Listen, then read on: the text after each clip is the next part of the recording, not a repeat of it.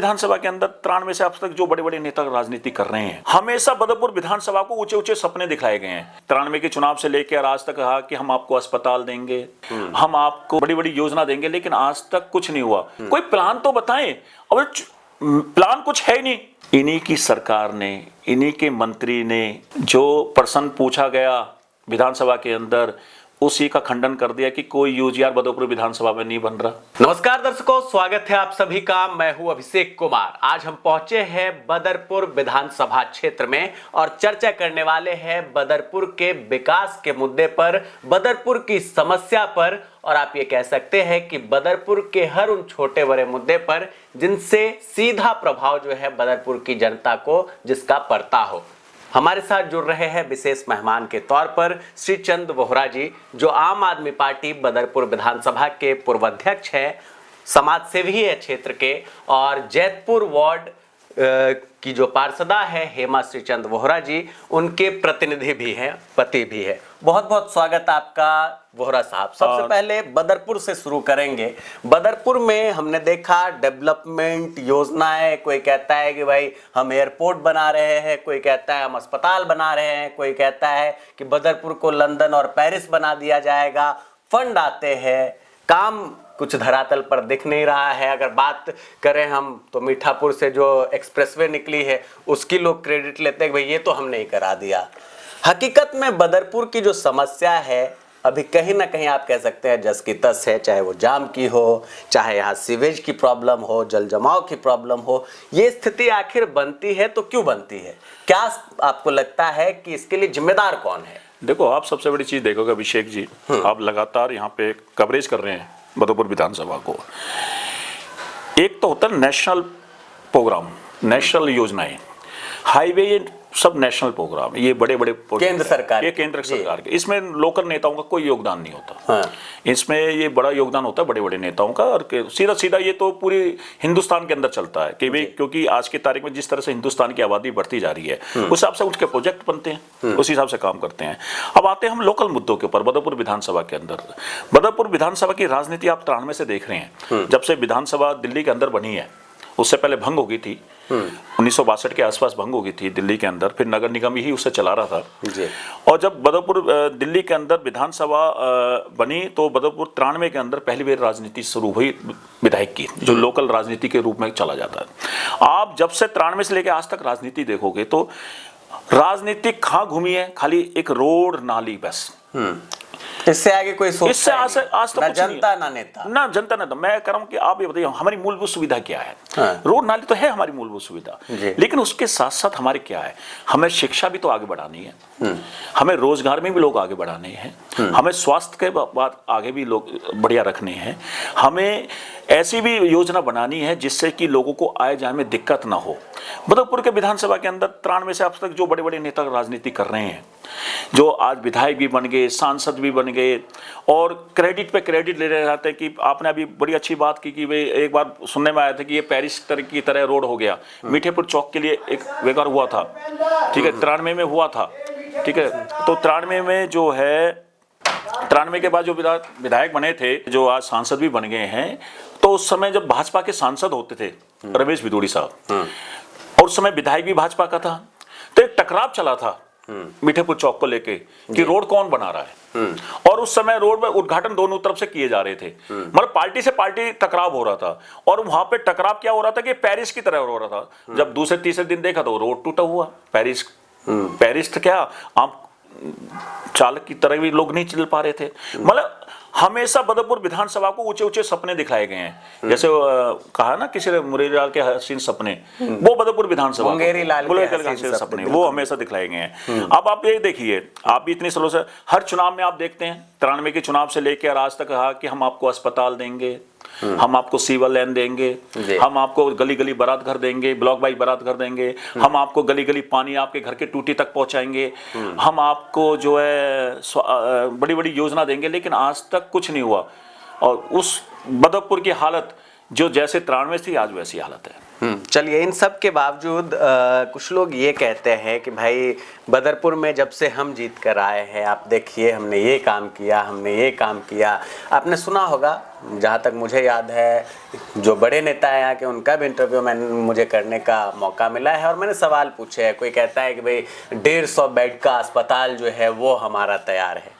शिक्षा पे हम गए और स्वास्थ्य कहा जा रहा है बदरपुर का। अगर आज कोई बीमार पड़ जाए, हालांकि बात भले ही चल रही हो कि एम्स जो है उसे ये आयुर्वेद जो ग्राउंड है उसे में शिफ्ट किया जाएगा और यहाँ पर भी एक एम्स की बड़ी सौगात मिल सकती है लोगों को, लेकिन अभी अगर ज़रूरत पड़ जाए, मान के चलिए आपके वार्ड, जहाँ हम जैतपुर वार्ड की बात करते हैं, खड्डा कॉलोनी से कोई निकले, विश्वकर्मा कॉलोनी से कोई निकले और उसे जाना हो सफदरजंग, उसे जाना हो किसी बड़े अस्पताल, तो इतने रास्ते में अगर इमरजेंसी हो तो बहुत कुछ हो सकता है।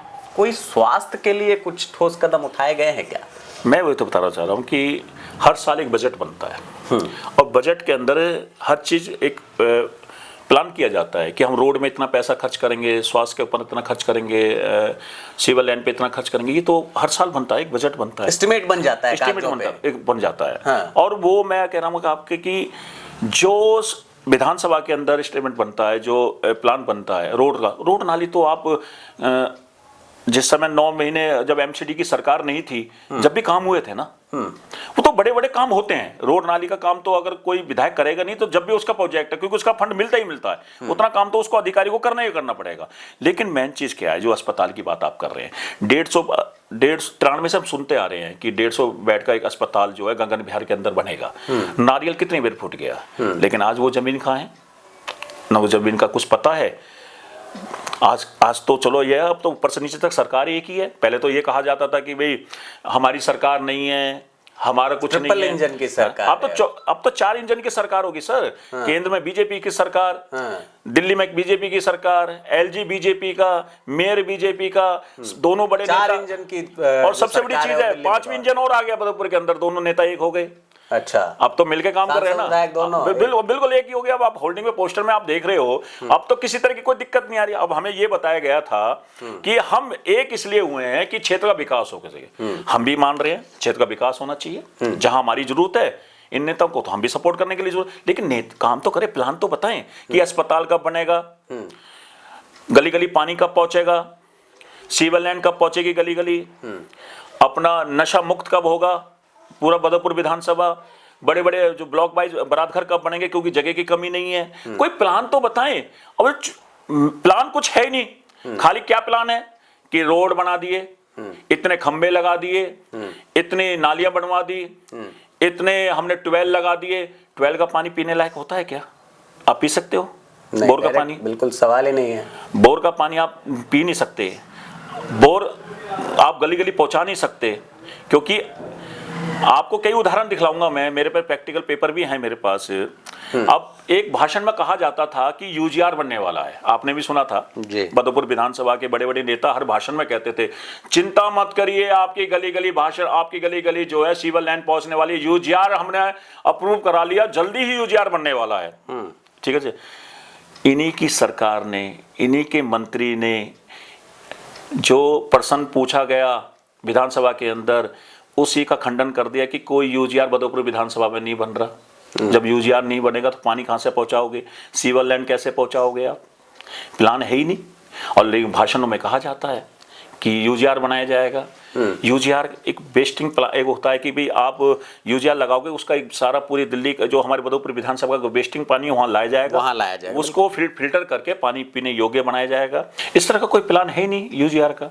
यूजीआर बनेगा नहीं तो सरकार ने नकारी उस बात को। मैं कह रहा हूँ सर, मैं बता रहा हूँ, खाली बदरपुर को सपने दिखलाने के अलावा कुछ नहीं किया जा रहा। अभी आपने देखा कि मुख्यमंत्री आई थी रेखा गुप्ता जी, और हमने खाली एक ये कहा था वीडियो के माध्यम से कि हम आपसे मिलना चाहते हैं। जो 85 करोड़ रुपए की सौगात आप दे रहे हैं, अब ये तो बताइए 85 करोड़ रुपए लाए कौन है? एक तरफ तो बड़ा नेता दूसरा ये कह रहा है कि मैं लेकर आया हूँ, एक बड़े नेता दूसरे कह रहे हैं मैं लेकर आया हूँ। पहले डिसाइड ये हो जाए लाया कौन है। हमें तो ये लग रहा है कि जो जिस हिसाब से देख रहा है कि भाजपा के द्वारा ये मंच लगाया गया 85 करोड़ की बात करी थी, हमने खाली एक प्रयोग करा था कि भाई रेखा गुप्ता जी के पास जाएंगे, लवकुश पे आ रही है, हम अपने ये पूछेंगे 85 करोड़ में क्या रोड नाली में ही चला जाएंगे या हमारा कुछ और विकास भी है, सिविल लैंड है इसके अंदर, बारात घर है या कोई बड़ी प्रोजेक्ट ऐसा प्रोग्राम है जो गली गली पानी पहुंचाने की आपने बात करी थी, घोषणा करी थी। तो ऐसा कोई हमें नजरबंद कर दिया, पूरा प्रशासन हमारे घर पे लाके बैठा दिया। मतलब आज यही जो लोग कहते थे कि जब कहते थे कि भी अरविंद केजरीवाल की सरकार जो है काम नहीं कर रही, ठीक है, तो आप अगर हम आपसे पूछने जा रहे हैं तो आप तो कुछ बता रहे नहीं हो। अरविंद केजरीवाल ने काम करके दिल्ली के अंदर करके दिखाया है, आज वही योजना तो चल रही है। आप ये बताइए, आप 1 साल हो गया सरकार को, कहाँ योजना का धीरे धीरे देख रहे हैं, मोहल्ला क्लिनिक बंद करके आरोग्य मंदिर स्थापित, मैं बता रहा हूँ। आप ये बताइए कि एक भी योजना, पूरा साल हो गया भाजपा को, ठीक है जी, एक भी उनके जितने भी घोषणा हुए थे पत्र, उसमें से एक भी काम बता दीजिए जो उन्होंने पूरा करा हो। उन्होंने कहा बिजली, आज किसकी योजना थी? अरविंद केजरीवाल की, आज वही बिजली फ्री दी जा रही है। बसों में महिला किराया जो फ्री था, किसकी योजना थी? अरविंद केजरीवाल की। ठीक, जितनी भी योजना अभी चल रही है फिलहाल, और जिसमें से कुछ योजना तो उन्होंने बंद कर दी, वो योजना किसकी थी? लोगों के लिए थी। लोग टैक्स भरते हैं, आप भी टैक्स भरते हो ना।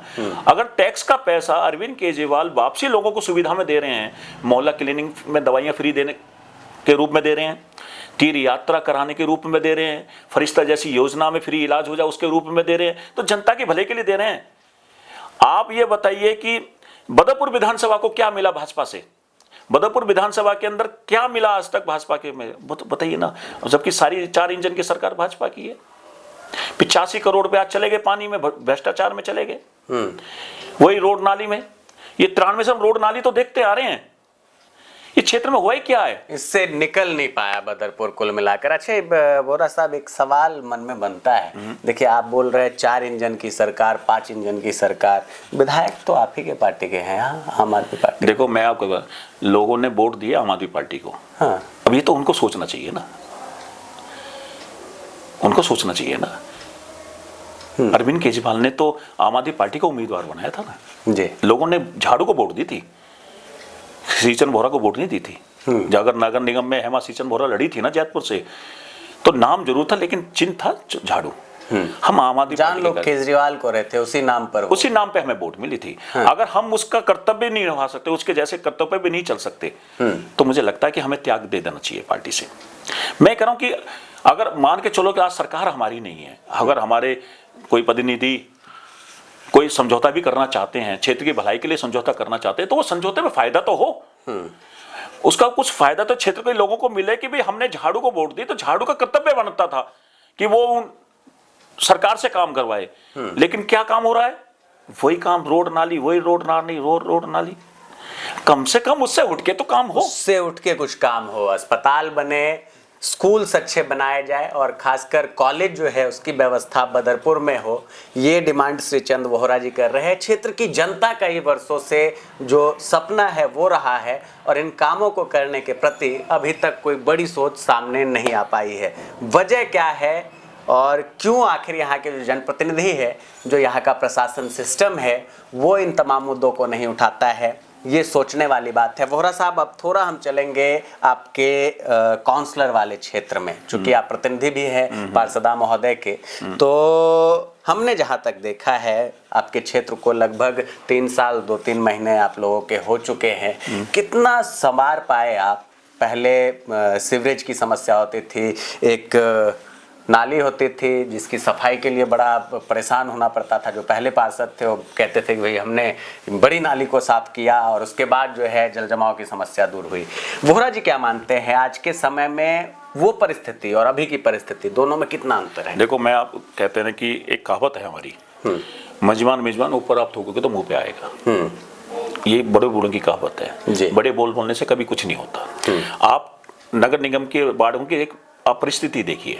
बदरपुर वार्ड के अंदर जब हम शुरुआत करते हैं, बदरपुर वार्ड के अंदर आपके अस्पताल, डिस्पेंसरी है जी, आपके पास एमसीडी स्कूल हैं 2-2, आपके पास बारात घर हैं, ठीक है जी।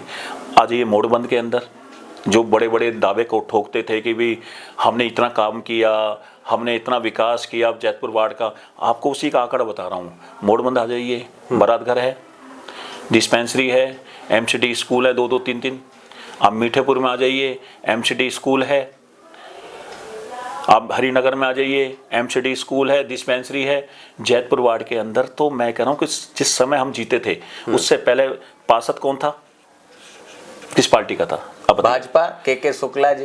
देखो नाम तो हम किसी का लेंगे नहीं, मेन चीज नाम से क्या होता है कि मैं आपको बता देता हूँ, नाम से इसलिए होता है कि कर्म तो करें, अच्छे कर्म करेगा तो हम अच्छे नाम। देखो चेयरमैन, मैं कह रहा हूँ आपको, बड़े पद से पहचान नहीं होती इंसान की, उसके कर्म से पहचान होती है, काम से पहचान होती है। कि चेयरमैन रह के उन्होंने इस क्षेत्र को, जैतपुर को दिया क्या, चेयरमैन होके उन्होंने बदरपुर वार्ड को क्या दिया, चेयरमैन होके उन्होंने मोड़बंद को क्या दिया, चेयरमैन होके उन्होंने हरिनगर वार्ड को क्या दिया, चेयरमैन होके उनके मीठेपुर में क्या दिया। सबसे बड़ी चीज ही होती है, ये नहीं होती है कि भी चेयरमैन आप बन गए, चेयरमैन बन गए, पद लग गया, मैं पार्षद हूं, पार्षद तो मैं सदा रहूंगा ना। अगर मैं पद तो लग गया ना, पूर्व लग गया, वर्तमान लग गया, लेकिन साथ के साथ ये पूछा जाएगा कि आप निगम पार्षद रहते हो, आपने काम क्या किया अपने वार्ड के अंदर, आप चेयरमैन रहते हुए आपने काम किया क्या पूरे बदरपुर विधानसभा के, क्योंकि इस समय एक वार्ड का चेयरमैन नहीं थे, पूरे 25 वार्डों के चेयरमैन थे। तो मैं उसी पे आता हूं। जैतपुर वार्ड के अंदर ना तो कोई बारात घर है, ना कोई डिस्पेंसरी है, ना एमसीडी स्कूल है, ना जितने भी पार्क आपने देखे हैं ना उसके अंदर, उनकी सफाई हम जरूर करते हैं, लेकिन वो हमारे अधीन नहीं है, हमारे अधीन नहीं है, फिर भी हम सफाई करते हैं। चारों चीज खत्म हो गई, ठीक है। और छोड़िए अभिषेक जी, जीते जी छोड़िए, मरने के बाद शमशान घाट भी नहीं है नहर पार। ये किसका काम था? आज से पुराने नेताओं का काम था ना ये। जमीन किसकी पड़ी है? पूरी लैंड पड़ी है डीडीए की, एनटीपीसी लैंड है, ठीक है। जो लोग कहते थे, बड़े बड़े दावे ठोकते थे, जी ब्लॉक का नाला किसका नाला है? एनटीपीसी का नाला है। नगर निगम उसमें फंड नहीं लगा सकती, ठीक है जी। वो पिछले कई सालों से साफ नहीं हुआ। अगर किसी ने कहा कि हमने सपा करा, तो उस समय आपकी विधायक आपके थे, मेयर आपके थे, ठीक है ना जी। विधायक का फंड लग सकता उसमें। अब हमने फंड दिया अपनी तरफ से, पर्सनली हमने बात करके, अब हमने पॉपुलर के लिए फंड दे दिया, अब नाला साफ होगा हमारे फंड से। जैतपुर की परिस्थिति बहुत पुरानी है, वहां की आबादी के हिसाब से सारी पुलिया जितनी भी हैं, क्योंकि वहां पे कच्ची कॉलोनी में एमसीडी का फंड नहीं लग सकता, अनऑथराइज्ड कॉलोनी, उसमें फंड नहीं लग सकता।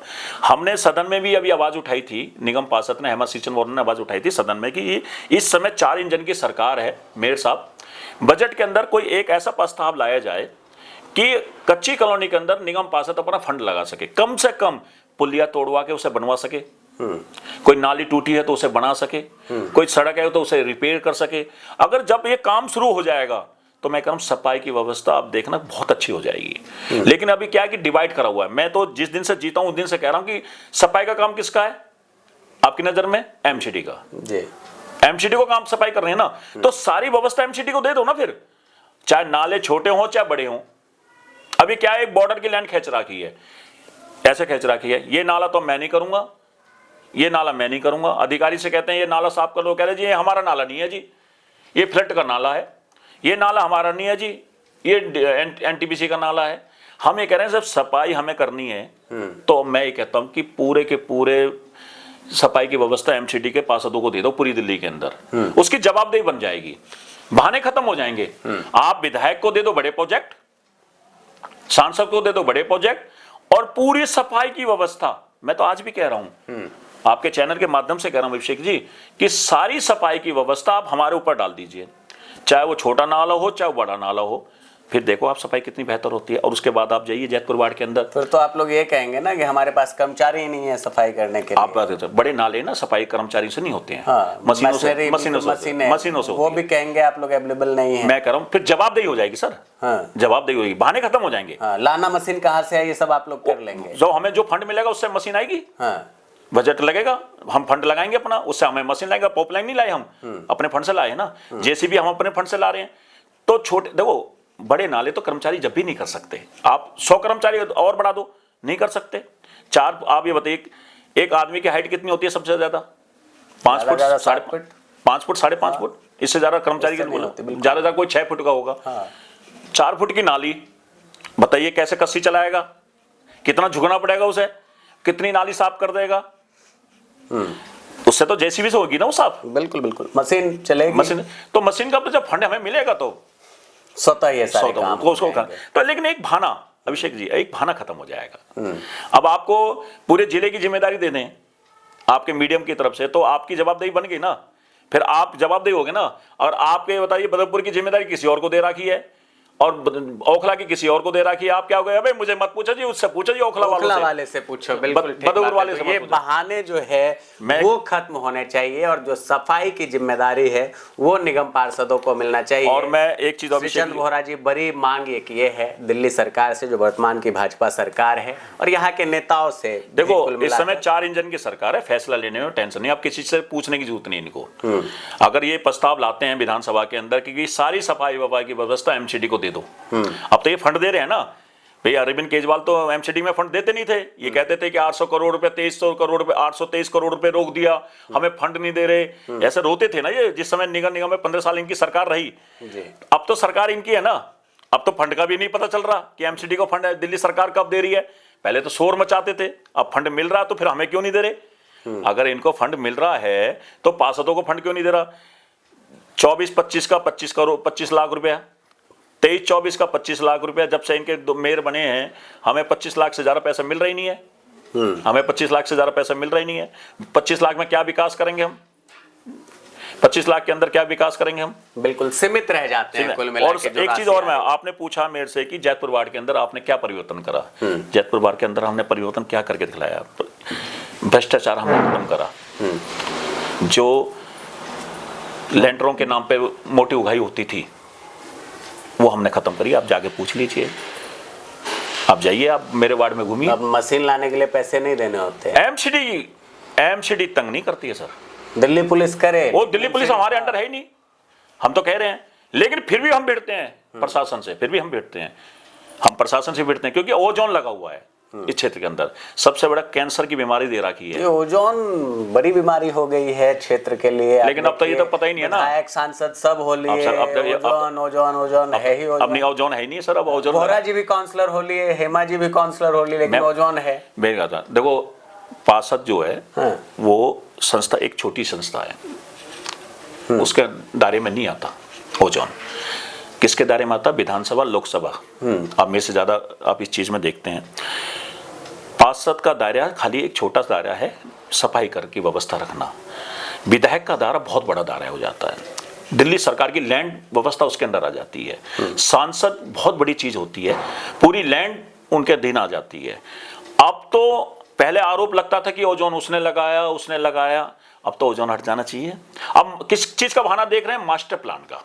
2041 का मास्टर प्लान का इंतजार किया जा रहा है। 41 तक इंतजार है। 2041 का प्लान आप देख रहे हैं, और ओजोन से हमें छुटकारा नहीं मिल पा रहा है। कम से कम उसकी एक कमेटी तो बन जाए, लोगों को राहत तो मिले कि 2041 का मास्टर प्लान में हमारा नाम है। भाई हम ये कहते हैं कि अभी एक हमारे बड़े नेता ने मीठापुर लबकुश पे ये कहा था मंच पे कि 6 महीने के अंदर जो है आपका ओजोन हट जाएगा। पहले दिवाली पे हटा 2019 में, मनोज तिवारी जी आके कह गए कि ओजोन गोजोन हो गया 2019 में। अब रेखा गुप्ता जी के मंच पर, उनके स्वागत पॉइंट पर यह कहा गया कि 6 महीने में हट जाएगा। 2019 से लेकर 2026 चल रहा है, ठीक है जी, 7 साल हो गए। 7 साल से ओजोन पे हम राजनीति करते आ रहे हैं। और एक चीज और है, आपने बड़ी अच्छी बात की थी कि भी जैतपुर में क्या परिवर्तन हुआ है, क्योंकि ओजोन तो अभी गोजोन होगा नहीं, देखेंगे जब गोजोन होगा, जब देखेंगे मास्टर प्लान का इंतजार करेंगे कि बहाने चलेंगे, क्योंकि इस समय प्रशासन की अच्छी कमाई हो रही है। जिस दिन गोजोन हट जाएगा वो भूखे मरने लग जाएंगे, ठीक है ना। तो अभी थोड़ा सा और कमाने दो बड़े बड़े नेताओं को ओजोन के नाम पर, देखते हैं, समय जरूर आएगा। मैंने कहा ना कि ऊपर थोके मुंह पे जरूर आएगा। चलिए बदलाव बताइए, फिर आप पे भी सवाल करेंगे। हाँ बिल्कुल करेंगे। बदलाव यह जैतपुर वार्ड का, आप कभी रात में आइए, मैं चैलेंज के साथ करता हूँ, जब आप हरिनगर वार्ड से आप लोहिया पुल से चलोगे तो पीर बाबा तक आपको अंधेरा नजर आएगा, लेकिन आप जब मेरे एंट्री करोगे मेरे वार्ड के अंदर, आपको उजाला दिखेगा। आप जाके देखिए। देखो कभी कभी परिस्थितियां खराब हो जाती हैं, टाइमर खराब हो जाता है, लेकिन आप देखिए हमने पूरा का पूरे लाइटों से पूरा जगमगा दिया है, पूरा जैतपुर जगमगा दिया, स्ट्रीट लाइट और मास्क लाइट की बिल्कुल। आप जाकर रात को चमकिए। मैं तो कहता हूं कि आप सर्वे कीजिए रात का। आप 5 वार्ड है मेरे यहाँ, आप हर वार्ड का सर्वे कीजिए। अगर मेरे वार्ड में दूसरे वार्ड से 50% फालतू काम ना मिले, जवाब कहना में से। दूसरी बात, हमने अपना नंबर दे रखा है, हम 72 घंटे के अंदर समस्या समाधान करने की कोशिश करते हैं। लेकिन खड्डा कॉलोनी पार्ट 1 एक बहुत बड़ी समस्या बना हुआ सफाई को लेकर। मैं भी एग्री करता हूँ, क्योंकि चक्कर क्या है कि 2 चीज़ हैं। एक तो पुलिया बहुत ज़्यादा डाउन है जी, ठीक है। दूसरा, वहाँ पे खंबे बीचों बीच हैं। अब खंबे कौन हटाएगा? ये तो विधायक का काम है। पुलिया कौन बनाएगा? ये तो विधायक का काम है।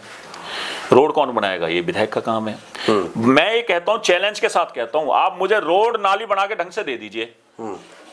कर्मचारी की कमी नहीं है,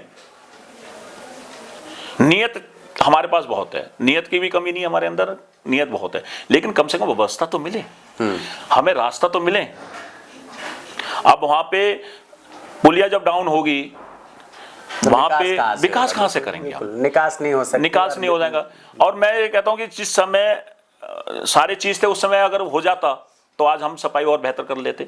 लेकिन हम प्रयास कर रहे हैं, पूरा प्रयास कर रहे हैं। और बदरपुर को नाली तो जो भी पार्षद वो करेगा। अभिषेक जी, मेरा उपदेश क्या है? हम बड़ी लड़ाई की तरफ जा रहे हैं। हम लोगों से कहते हैं कि जिसको रोड, देखो, जिसको नाली सफाई चाहिए वो तो कोई भी पार्षद होगा वो करेगा। और सबसे सवाल आप यही करोगे, आप नाली सफाई का। कभी आप किसी से करते हो कि आपके अस्पताल क्यों नहीं है? आपके यहाँ डिस्पेंसरी क्यों नहीं है? आपके यहाँ पे बारात घर क्यों नहीं है? आपके यहाँ पे स्कूल क्यों नहीं है? छोड़िए, जिंदा छोड़े मरने के बाद शमशान घाट क्यों नहीं है? इसकी लड़ाई की तरफ जा रहे हैं हम। ये मूलभूत सुविधा लोगों की। और ये लगता है 2 साल जो बचे हुए हैं और में मिल सकता है। मैं कह रहा हूं कि अगर ये दोनों नेता जो कह रहे हैं आज क्षेत्र के हम विकास की तरफ हैं, अगर इनकी नीयत सही है और ये वाकई में विकास करना चाहते हैं, तो मुझे दीजिए ना लैंड, मैं पैसा लगाने के लिए तैयार बैठा हूं।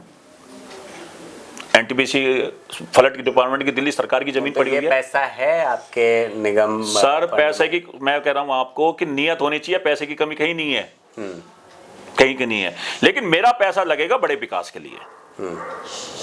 आप जानते हैं कहां से पैसा आएगा? मुझे ये जमीन दे दें। मैं चैलेंज के साथ कह रहा हूं, आपके मीडिया में, आपके चैनल के उस पर कह रहा हूं, ये मुझे जमीन दे दें। शमशान घाट में बना के दे दूंगा, बारात घर में बना के दे दूंगा, डिस्पेंसरी में बना के दे दूंगा, स्कूल में बना के दे दूंगा। मुझे जमीन दे दें बस, खाली है। और इनको कुछ नहीं करना, एक लेटर लिखना है कि नगर जो निगम पार्षद हेमा श्रीचंद बोरा डिमांड कर रही है जैतपुर वार्ड के अंदर जो लैंड हमारी पड़ी हुई है उपलब्ध करा दी जाए। हमें कोई दिक्कत नहीं है, ऑब्जेक्शन नहीं है। मैं कह रहा हूं, ये चैलेंज कह रहा हूं सर, मैं 1 साल के अंदर सारी चीज दे दूंगा। और नहीं तो फिर चूड़ी कसना तो मेरे पास है। अगर इन्होंने मुझे 6 महीने के अंदर नहीं दिया तो आप देखना, 6 महीने के बाद फिर एक रास्ता है मेरे पास कोर्ट का। चलिए, एक सवाल, हाँ जी, और बड़े संक्षिप्त में मैं चाहूंगा इसका जवाब मिले। आखिर श्रीचंद बोहरा जी का, हेमा बोहरा जी का, यहाँ के जो बड़े नेता है, राम सिंह नेताजी, रामवीर जी, या और भी जो है दिल्ली में आम आदमी पार्टी के नेताओं को छोड़कर, क्यों नहीं बनती है बात आपस में? देखो, हमारे मन में कुछ नहीं है, ये उनको सोचना है। मैं तो कहता हूँ अगर आप बात कीजिए, मैं चलने के लिए तैयार हूँ। उनको लगता है कि श्रीचंद बोहरा मेरे दरवाजे पे आके मेरे से बात करें, मैं उसको फंड देने के लिए तैयार हूं, मैं चलने के लिए तैयार हूं। मैं जनता के विकास के लिए कहीं भी चलने के लिए तैयार हूं। लेकिन रहूंगा मैं अरविंद केजरीवाल का सच्चा सिपाही, झुकूंगा नहीं। अब वो ये कहें कि भाई हमारे नारे लगाओ, अब हमारे नारे के बाद मेरे बेटे के नारे लगाओ। सर, मेरी माँ ने दूध पिलाया है, मुझे झुकने के लिए नहीं पिलाया, मुझे क्षेत्र की जनता के लिए पैदा करा है। मैं जनता के लिए झुक सकता हूं, लेकिन किसी के बेटे के लिए मैं झुकूं, किसी नेता के लिए झुकूं, वो मेरे बस की नहीं है। एक सवाल का जवाब आपने दिया और बिना पूछे ही दिया था कि भ्रष्टाचार मुक्त किया है। हाँ, पैसे वैसे कमा रहे हैं वार्ड से? हाँ, बिल्कुल कमा रहा हूँ, बहुत कमाया मैंने। लोगों की दुआ मुझे बहुत मिल रही है। वो मेरा पैसा ही तो है, मेरी बीमारी में पैसा नहीं लग रहा। वो पैसा ही तो है जो मेरे बच्चे को उनकी उम्र लग रही है। वो पैसा तो है जो मेरे परिवार में सुख शांति है। वो पैसा तो है जो मैं चैन की नींद सोता हूँ। वो पैसा तो है जो मैं स्वस्थ बढ़िया मजबूत रहता हूँ। ये पैसा कमा रहा हूँ सर, उनकी दुआ ले कमा रहा हूँ। और दुआ में जो पैसा होता है सर, हकीकत के पैसे में नहीं होता। अच्छा, एक सवाल और, पहले कंप्लेंट्स होते थे, कई बार लेटर भी आप लोगों ने वायरल की थी कि देखिए भाई कौन करा रहा है। तो जो कंप्लेंटबाजी चलती है क्षेत्र में और अभी भी चल रही है, उसके लिए किसे जिम्मेदार मानते हैं? कौन सी कंप्लेंट? कैसी कंप्लेंट? कोई घर बना रहा हो? देखो, मैं क्या बताता हूँ, ये कंप्लेंट देखो, जो कंप्लेंट करते हैं ना सर, वो अपने लिए एक लालच के लिए करते हैं, लालच के लिए करते हैं। अब ये कंप्लेंटर था, उसके हमने वीडियो चलाई थी, हमने खुलेआम दिखलाया था कि 184 किलो 184 बिल्डिंगों पे कंप्लेंट लगाई थी। हमने बकायदा उसका नाम के साथ कंप्लेंट लोगों को उजागर करा था। देखो, अगर हम किसी का घर नहीं बना सकते तो हम किसी का घर को तोड़वाने की हिम्मत नहीं रखते हैं। हमें हिम्मत होनी भी नहीं चाहिए, हमारी नीयत साफ होनी चाहिए। देखो मेन चीज़ क्या है, ओजोन तो वैसे ही लगा हुआ है, लोग वैसे ही पीछे पड़े हैं, ऊपर से वो कंप्लेंट हो जाती हैं। पहले कौन चूसता है उनको? प्रशासन चूसता है। दूसरा कौन चूसता है? उसको कंप्लेंटर चूसता है। वो तो बेचारे पहले ही मरे पड़े हैं, ऊपर से कंप्लेंट हो जाए तो वो और मर जाते हैं। देखो हम तो इससे बहुत दूर रहते हैं, कंप्लेंटबाजी से हम बहुत दूर रहते हैं। हम जनता के हित के लिए बात करेंगे। 3 साल पहले जो वोहरा जी थे वही वोहरा जी हैं या कुछ बदला है? श्रीचंद 3 साल पहले क्या, जो 10 साल पहले था, हाँ। वही है और आज भी वही है, वही नियत है। आप जाइए, मेरे पूरे वार्ड के अंदर 3.5 साल 2 महीने से ऊपर हो गए हैं सर। रेहड़ी वाले से पूछिए कि कभी एमसीडी वाले आके आपको तंग करते हैं? आप दुकानदार से पूछिए जो मेरे पास आ। देखो मेन चीज क्या है, देखो आपको बताता हूँ, अधिकारी कौन है? ये मोटे मोटे पैसे दे के भरे हुए लोग हैं। जब तक इनकी जेब में कुछ पैसा ना चले जाए, चाहे एमसीडी का हो चाहे कोई भी हो, लेकिन जनता अक्सर कोई भ्रष्टाचार करने आ रहा है तो मेरे पास तो आए, मेरे पास तो आए।